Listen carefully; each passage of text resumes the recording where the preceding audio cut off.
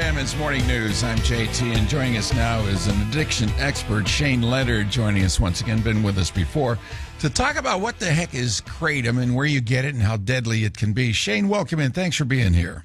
You know, I'm so weirded out every time I walk into, some gas stations and, the skankier the gas station, the more it seems to be available of this crazy stuff that you have no idea what it is. It's like, oh, this will get rid of that. Oh, try this. It'll make you. It's legally sold here because it doesn't get you high like real drugs. It's just a mild thing.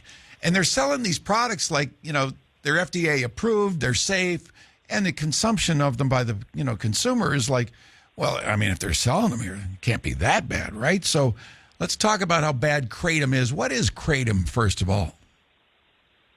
Well, Kratom is a plant-based opioid-type drug that's fundamentally found in other parts of the world, Southeast Asia, Indonesia.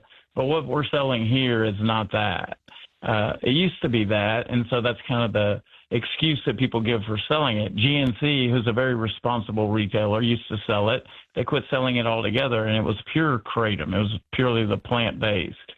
Either way, the stuff, the 7-OH, the new hot Kratom that everyone's talking about, is all synthetic. It's 100% synthetic, and it's unregulated, and who knows what they're putting in this stuff.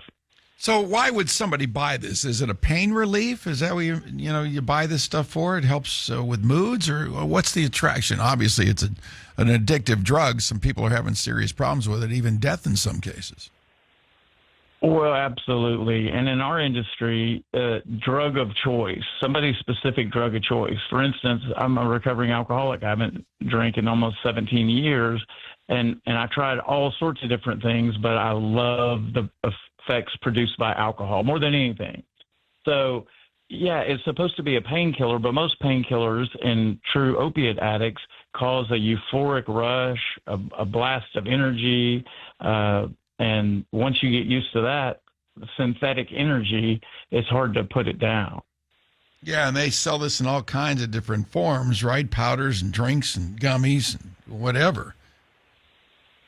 Well, again, I think that it's I've seen a lot of reporting on this, and, responsible retailers have made up their own mind, because you don't have to be a responsible retailer. You just have to be a human being. Come to our facility. We probably have 10 Kratom clients right now in detox, and it's getting worse and worse and worse. All right, here's my question. All these Go ahead. Yes, sir.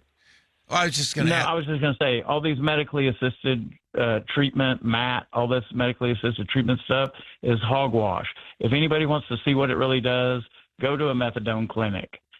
Go to a place where they do Suboxone maintenance. Yeah. It's like the end of the world. It's terrible, and Kratom's getting to be that point. How are we to the point where this will get to that point? Yeah, how are we to the point where this stuff's allowed in gas stations? Shouldn't there be laws and regulations on crap that's sold? I mean, how about the anti-crap bill? Can somebody please jump in here and, nip this in the bud before it kills more people? Why is this allowed to be sold? I could spin off into a million different ways of why I think so, but anything that can be taxed can be sold. Anything that can be sold can be regulated or unregulated. It's up to responsible people, lawmakers, policymakers, and law enforcement. People say prohibition didn't work. Well, maybe it didn't work, but because they didn't try it for that long.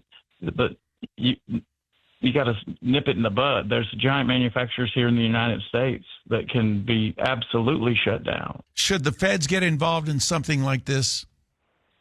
No question. State legislators?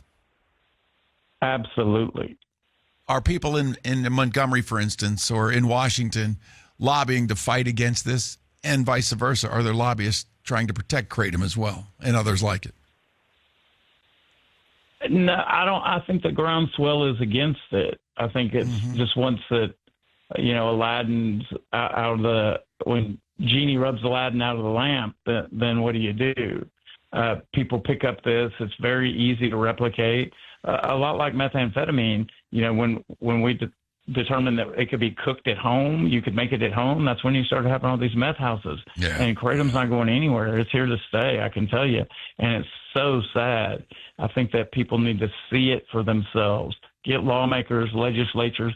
I invite them all the time, by the way, to come and see the effects produced by these things. Well, I got to tell you, you walk into these gas stations and they're all pretty packaged up and they've got all kinds of cool looking little labels on them. And, oh, this is going to help your energy, or this is going to help your mood, or this is really going to help you, with pain relief. And you don't know what you're buying. You're not at Walgreens. You're not at GNC. You're not going to a doctor to get a prescription for something that you really need. You're just buying whatever they throw on the shelves that day. And it's extremely dangerous. So I think the message to, folks, don't buy this junk in gas stations. And please tell your kids about it before they buy them in gas stations or their friends buy them, for sure.